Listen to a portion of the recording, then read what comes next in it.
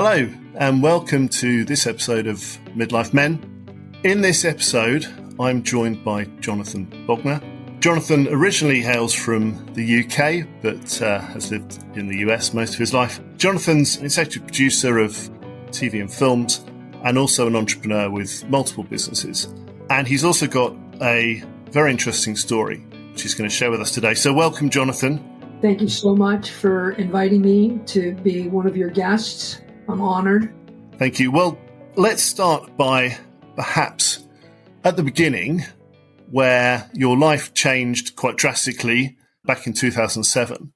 I wonder if you could perhaps talk about what happened that day, your life, what were you doing up to that point, and then how that moment changed your life. Well, it was not, I was taking a shower at 7 a.m. and my wife was downstairs and screaming, "Get out of the shower."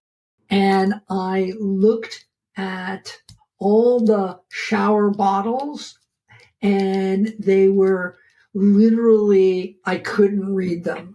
People say it's Greek. It's not Greek, but I couldn't read anything in the shower. And I managed to get out of the shower, sit on my toilet, not very dramatic, pretty dramatic, but, not glamorous, sit on my toilet. And I couldn't yell, I couldn't scream, I couldn't do anything. And ultimately my son saw me because my wife was continuing to yell from downstairs. And he showed up like, "What are you doing?" and called the paramedics. And my life in that instant has changed. So I had 2 strokes, massive strokes, by the way, heart failure, and then I had aphasia. Aphasia is the inability to speak, and I had to go through speech therapy for a year and a half. I couldn't speak. The connections in my brain were, really messed up. And so it took me a long time to be able to speak. And it was, I lost my business. I was producing movies. I came back from a film festival, and it was a successful film festival, in Utah. And we had we sold our movie, it was the highest, at that point, highest sale. Everything was really good. But I came to realize that I had a virus that attacked my heart. And that virus caused all the ensuing problems that I had.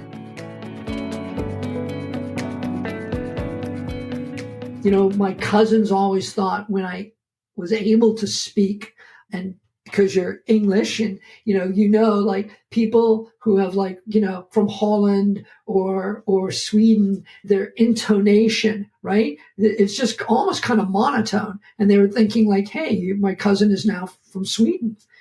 He doesn't, his variation. So it took me years. And I apologize to you and your listeners because I will stumble over words and the connections are not quite there forever. And so just forgive me in advance because sometimes I stumble over my words, can't get them out properly. And there's sometimes pauses in what I'm thinking, I'm saying, and I'm not saying it. So that was a massive event. Were you lucky to survive, considering you had 2 strokes and your heart stopped and various other things? I was lucky to survive. And there's there's a fraction in your heart, the amount of blood that comes into your heart and the amount of blood that flows out of your heart. So I don't want to get too technical, but everyone understands that. My fraction between blood coming in and blood coming out at that point was about 15%. So I'm looking at you.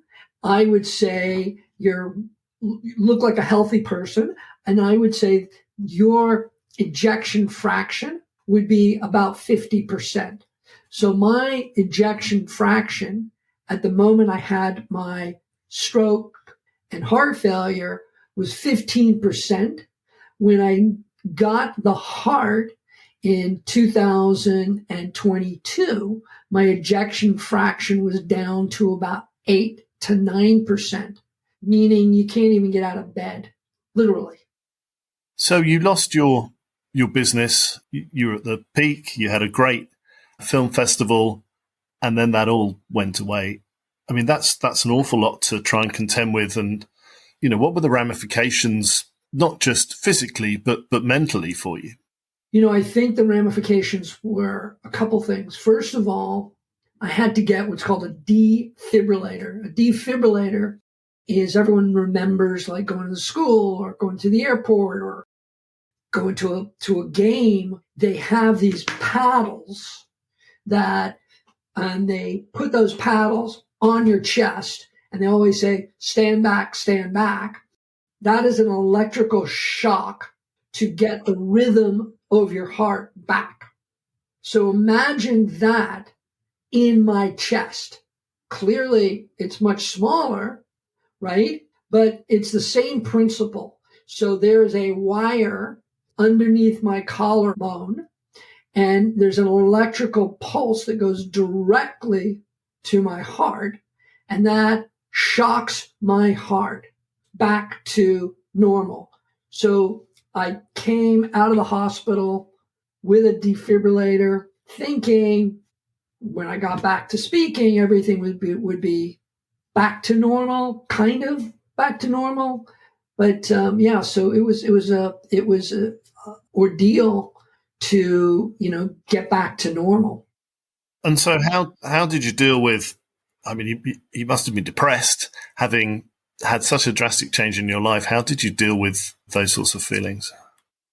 I was so depressed, but at the same time, I had young kids. I would say a young wife, but of the same age as me, but at that time. So I have a wife, 2 kids, business, which I lost. I mean, I had multiple people. I mean, I had people working for me to develop movies, to produce movies. So it was like a little mini studio that we were making movies, 1 or 2 movies a year. So I lost that business. So I was very depressed and going through speech therapy. And I remember it's almost like, those problems where you can hear people talking to you. I can hear you talking to me, but I cannot communicate what I want to say. So it's almost like being trapped inside your body with the inability to speak. So I remember going to speech therapy, and the therapist was telling my wife, because I couldn't even say my wife's name is Cindy, and I couldn't even say Candy. So the speech therapist said, after months, she said, I think that's the best it's going to get. And my wife was like totally heartbroken. And I was thinking, like, who are you? Who is this woman telling me what I can do and what I can't do? And I want to rise above because I'm obstinate and I don't want to accept the reality that I'm not going to speak. I want to prove you wrong. So yes, I think at this time it was so depressing, but you had to move on. There were too many people that were depending on you. And also as a young man, relatively speaking, to have this when you're 45 years old, it's the prime of your life, your income, that's when you start making money. That's when, the fruits of your labor. So I got struck down at that point in my life.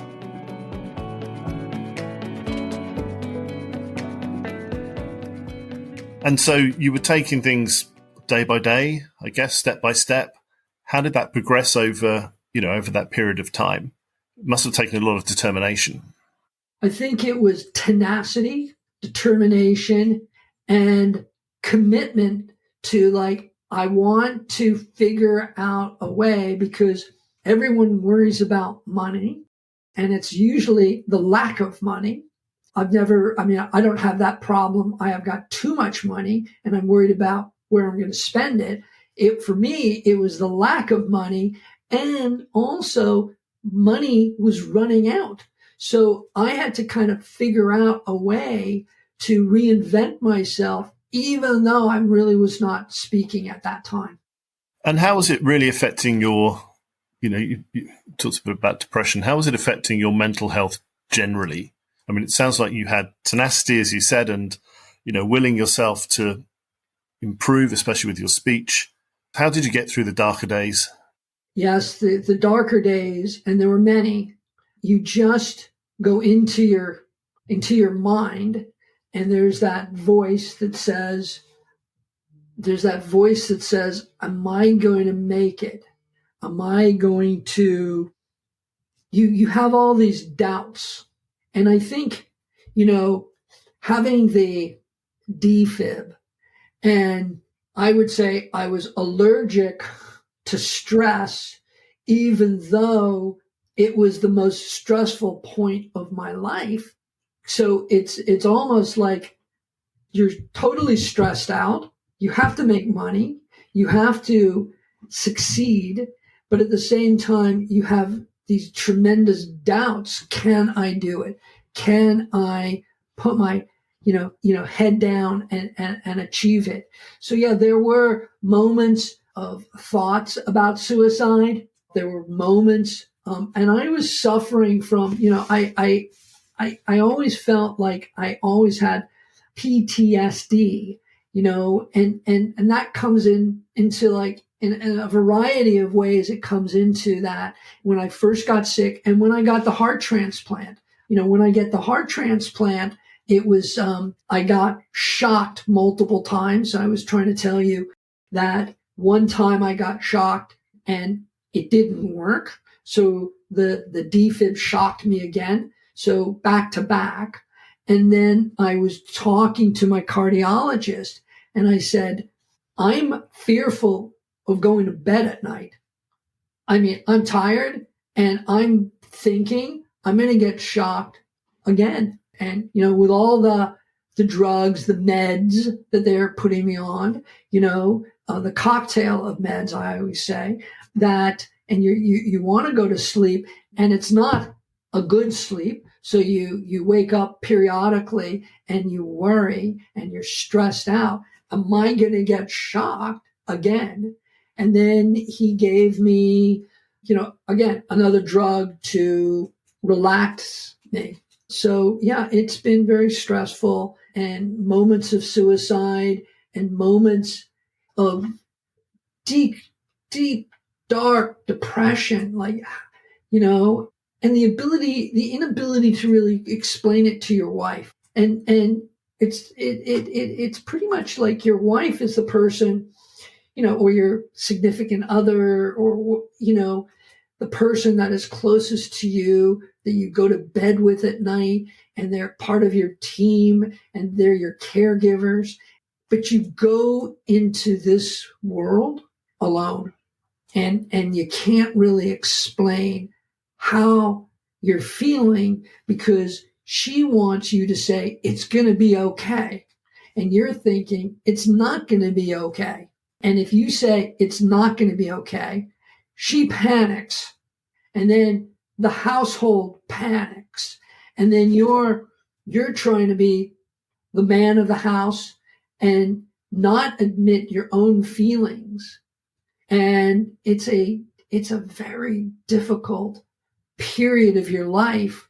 And I have developed my own philosophy about how to recover from traumatic events in my life. And, just to recap, I mean, I had a virus that attacked my heart. I had heart failure. I had 2 strokes. I got a defibrillator. I was suffering from PTSD. When I got the heart, I had pulmonary edema. I have aphasia, can't really speak. My ejection fraction was like 9%. So it's just overwhelming. So going back to that philosophy then, what advice would you give to somebody that's listening who's may not have had exactly the same set of events that you've had, but perhaps has felt that desperation or really physically unwell, mentally unwell. Can you share that philosophy? What worked for you? So I don't want to kind of preach, and this is, I just want to tell you what has worked for me is talking. There are voices inside your head. I don't care who you are. There's the yin and yang. There's like, you can do it, you can't do it. And you have to compromise with those voices inside your head and hopefully work it out, right? So there's these voices, and then you're going to work it out. I do my philosophy is this is what I do every day. Every day. It's not, I do it once a week. I do it every other day, every day. So I do about, and it sounds horrible, like, hey, meditate. It sounds hokey. It's just relaxing. It's just deep breathing. So I do that 2 minutes in the morning and 8 minutes at night. I'd like to get up, but 2 minutes in the morning, before my shower, after my shower, just focus. What do I want to do? And then I exercise. I walk. I believe having purpose. And for me, purpose is, do you have any chores? Because you can't just wake up and have no purpose in your life. So I've got chores. I have to walk my dog. I have to do certain things. So I walk, and I walk a lot. I walk about 10,000 to 15,000 steps a day. Then I work out at night. I work out for about an hour. Mind, body, and spirit. I mean, I've heard this for my entire life, but finally it's sinking in. So I walk, I work out, again, every day. I can control my anxiety, right? Anxiousness, because anxiousness causes stress, and stress has this, it invades your body, right? Because you and I were speaking, the stress causes high blood pressure, and the high blood pressure has consequences for your heart. I mean, it's the same thing, whether you have a gambling addiction, a sex addiction, a shopping addiction, whatever your addictions are, you have to kind of control them. Listen to your body. Forget your doctors, forget everyone that is around you. You know your body better than anyone else, because your body is sending you signals to say, like, my foot, I can't feel my foot. When you're young, you'll figure it out. Hey, I can't feel my foot, but it'll come back tomorrow or whatever. So you have to recognize that. And I make a note. Whether it's in your calendar, your smartphone, make a note. Okay, mine right now, as I'm speaking to you, I think I've got eye floaters in my eye, right? This is new because the drugs I'm on, I've got 3 anti-immune suppressant drugs I'm on. One of the side effects of this drug affects my retina, and the retina, I don't know for sure, causes floaters in your eye. Never had that before, but I know there's a root cause. So listen to your body, and also don't abuse your body, right? Don't, it's like people need, whatever, drugs or narcotics, but, just try to be smart. So that's kind of like what I try to do, and so that's what I try to do.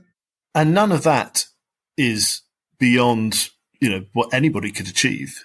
They're quite simple things that most people could do. So, yeah, that's great advice. But the simplest things are almost the most complicated things, because it's so simple, you can ignore it. Don't ignore it. Don't ignore your body. Don't ignore exercise. Don't also ignored the food that you put into your body. So, I mean, they all help you survive. And when you're younger, is it fair to say that, as you were saying earlier, you don't really think about this? You don't think about what you're putting into your body. You don't think about really what you eat and how much you might drink, alcohol or, drugs. But do you think it's fair to say you have to take that seriously when you get older? It does come back to bite you in some cases. Absolutely.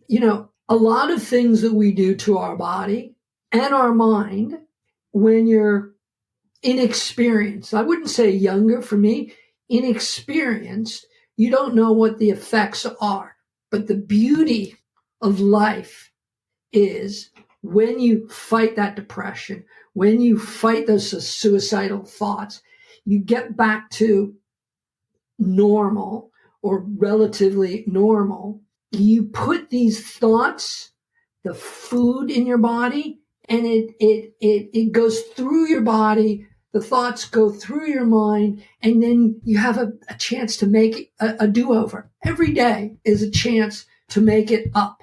Everyone, when you fight with your friends, your siblings, your spouse, you have or your kids, you're mad at that moment, but the next day, the sky is still there. You have a chance to do it over again.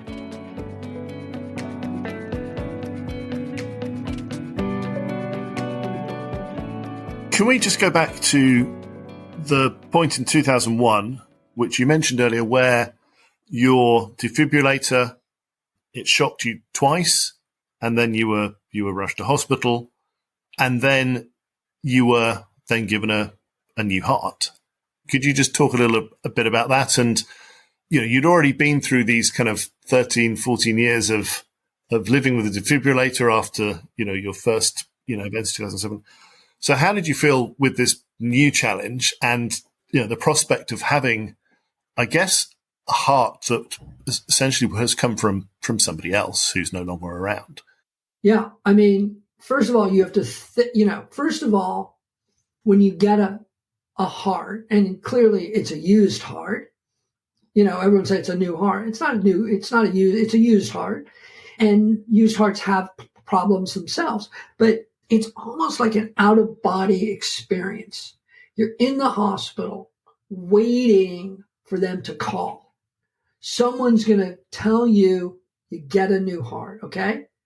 And you're just anxious to get that new heart. And then the call comes in. You're getting a heart today. You're not getting a heart next week, because next week, we don't know what's happening next week. All we know is you're getting a heart today. And it's surreal. And then it's really real. So I'm getting a heart today. They're going to cut open your chest. They're going to, for me, it was a 9-hour surgery. And I got a new heart. I got a heart. Then they pulled out my gallbladder because they told me, well, we couldn't find, it was just I thought it was lunacy, but there's an effect that the gallbladder has on the heart, which I don't quite understand. So they pulled that out too. Got the new heart, and it was a woman's heart. So interestingly enough, because I'm not a big guy, I don't weigh a lot. So just to put it in perspective, I'm 5'7", and I was 120 pounds, 122 pounds when I went in. So that size could work for a man or a woman. So they gave me a woman's heart. And when I mentioned in our dialogue that I thought the hard part was getting the heart, and then they adjust your meds. But the hard part for me was the after effect of getting the heart. And the woman that I got the heart from, she had dormant, possibly dormant things in her heart that I had. So it's her donor. She's the donor. I got her heart. And what's ever wrong with her heart, I inherited. So she had what's called spasms. And spasms, you think, oh, my arm spasms, my leg spasms. And it's usually for like, a second or 2 seconds or 3 seconds. She had heart spasms. So that means, first of all, I was in the hospital 2 weeks and they didn't know what was going on.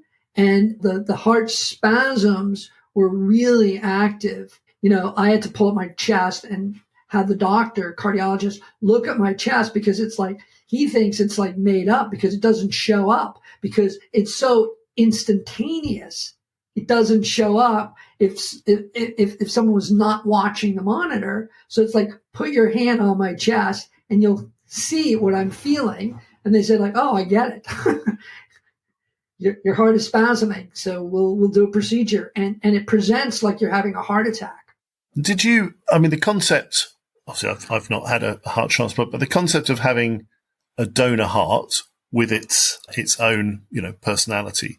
Were you thinking, well, actually, I'm just thankful I have a replacement heart, so I don't really care that much? Or was it really quite difficult to get your head around the fact that you now had, part of somebody else, a major part of somebody else, essentially at the kind of center of your own body? That is really an excellent question. And I don't want to unpack that question for us. But the original thought of getting a heart was just, I was doomed. So literally my heart was not pumping. I had fluid on my lungs. So I was going to die. All my cardiologists, and my surgeon said, you're on death's door. So I recognized that. And then we got the heart. There's a moment of joy. And then the reality is you get all these problems with the donor's heart. And that is a part of me that I got so depressed. Why me? I've had all these problems. I thought I was a healthy person. I got strokes, heart failure, couldn't speak. Then I got a new heart. And then, you're so upset that you're the only person in the world that is getting these things, right? All these problems. And so you have to kind of get out of your own mind and you have to, my sense of humor, and my sense of humor was almost like gallows sense of humor, it's could be worse, I don't know how much worse, but it could be worse. That's a very British trait as well, gallows humor. Right. Yeah. And so it's like, okay, so how much worse could it be? So, all these problems. And then, it all raises you're touching a point. Like when you get a heart, they offer you an opportunity to write a letter to the family. And originally, my letter was, the first month, it was just, oh my God, I got a heart. Thank you so much. And then it changed because I waited for a year. I don't know why. It was like the ether in the air, the drugs in the air because I got the new heart the first month. Let me just see how it goes. So at the end, I thank them for the heart, the family, but I was not overly enthusiastic, but it was a little more couched in the way I expressed myself. So, it's just why me, and I think your audience will understand, yes, it's you. This is happening to you. Your depression is happening to you. Your moments of I'm going to commit suicide are happening to you. No one else. But you have to pause, and then take a deep breath. And then tomorrow will be better. You have to have some optimism. It's so dire, but at the same time, will the sun come out tomorrow? Would the sky be there tomorrow? And I mean, these are so basic, stupid things but you go through these emotions and then you conclude that, yeah, it's better in a couple weeks, but at that moment, it's so oppressive, but you have to get through it. You have to get through it. You have to get rock bottom. Well, how is life for you now then? I feel gratitude for lots of things in my life, which I never thought I would. I was a taker, whatever I can take, I'm going to take. I didn't really have a lot of gratitude, but today I pause and I think about how grateful I am for certain things, how grateful I am to have a family, my wife, how grateful I've got friends that can keep me grounded. You have to make sure of your support system, but how am I doing today? So there have been lots of problems with this heart, but right now I'm so happy to talk to you, and I'm so happy to be, alive at this moment in time. I feel I'm doing great. If you look at, from the outside, I'm looking great. I'm feeling good. But from the inside, it's a different story. But, I've always, feel for me, I kind of beat the odds. So there's other things that are going on in my body. And, I have to be more optimistic and what will be, will be. I mean, I don't know what the future will be. So you can't really worry again about what people will think, again, going back to depression, getting back to suicide, what will people think? What will your family think? You just have to deal with it day by day and find some optimism in your life. Find some optimism that you're grateful for. And so I'm grateful that I'm still talking to you and feeling good. Good. And we're glad to hear that. Can you talk a bit about becoming a patient motivator and what that means and why you've decided to do that? Yeah. So I don't want to be a victim of circumstances.